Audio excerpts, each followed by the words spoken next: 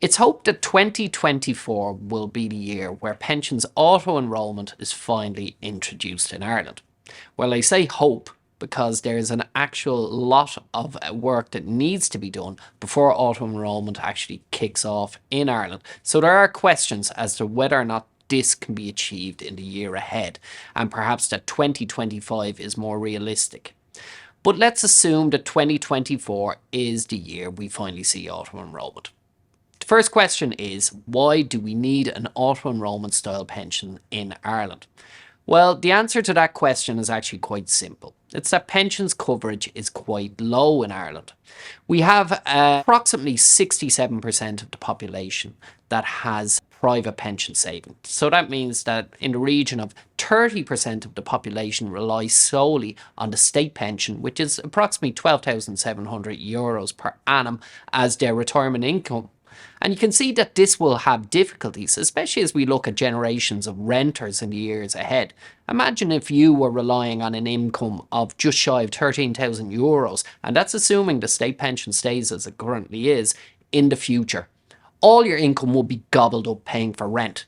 So the problem is people need to save more, and a greater number of people need to save for retirement in a form of auto-enrolment pensions. So the government looked at this, and it's taken many, many years to actually put shape around this. But we're finally going to see a system of auto-enrolment pensions. Basically, this is going to involve 750,000 people being auto-enrolled into a pension system that's set up by the state. The system itself will be quite simple in that it'll be set up by an organisation called the Central Processing Agency, or the CPA. So they are going to interact with the pension providers out there to set up the mechanism whereby the funds will be invested. People will join the scheme if they're aged between 23 and 60, if they earn over €20,000, and there'll be a cap of €80,000. The tax system in auto-enrolment is going to work very similarly to the SSIA that was in operation in Ireland many years ago. And for every €3 that an employee saves, the state will contribute €1. The overall intention is that the contributions from employer and employees will start relatively low, but these will build up to around 6% for an employer, 6% for an employee. And with the state top-up, you're looking at a contribution rate of around a magic number of 14%. So the whole system's going to be set up. It will take quite an amount of time. Employers are going to have difficulties, you'll imagine, in assessing what they need to do from their employee perspective in terms of who needs to go into this system. Do they fit into the bucket of membership in terms of age or income? Employers will also need to look at their existing pension scheme, because it would place a less administrative burden on the employers if they tweak their existing scheme to make it auto-enrolment compliant. Now, what they need to do to tweak the scheme will depend on how the final legislation that brings auto-enrolment in looks. And we don't anticipate this until perhaps toward the end of Q1 or the start of Q2 of this year. So there's a lot of questions out there. There are also issues with the system of auto-enrolment that have led to some people questioning, could it be broadened? For example, self-employed persons, they won't be admitted to the auto-enrolment pension scheme.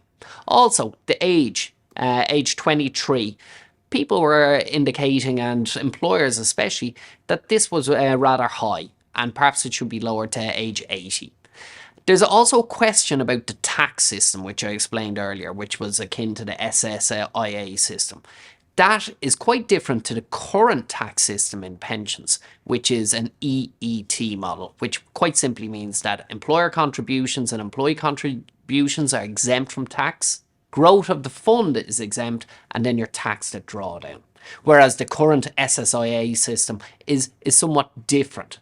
Now, that will also lead to problems because for certain employees, perhaps those who earn over €80,000, it may be preferential for them to stay in the current tax relief system as opposed to enter the whole auto-enrolment system. So this itself will pose numerous questions, and I'd imagine HR departments of employers will be inundated with queries from their employees as we approach the dawn of AE. So In short, 2024 is going to be very busy. There's a lot of questions out there as to how the AE system will work, how it will integrate with the current pensions and tax landscape. Will it have the required effect of admitting persons to pension schemes that don't have a current private pension in place? How will it work? How will the CPA interact with the pensions providers?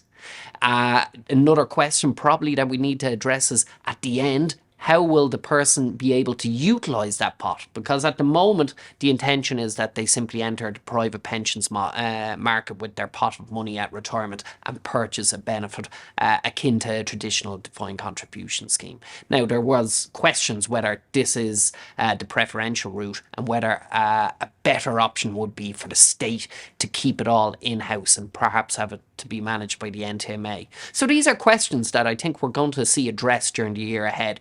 There's going to be a lot to be consumed and a lot to be really churned through for employers and employees, because to date we've seen very little information in the public realm on it, and a lot of employees, I imagine, will get a shock when they hear about auto-enrolment pensions starting up. So in short, 2024 promises to be a very interesting year in pensions, and the dawn of AE is going to lead to very interesting times for HR departments, for employers, and also employees who'll have to get their head around a totally different and changing pensions landscape.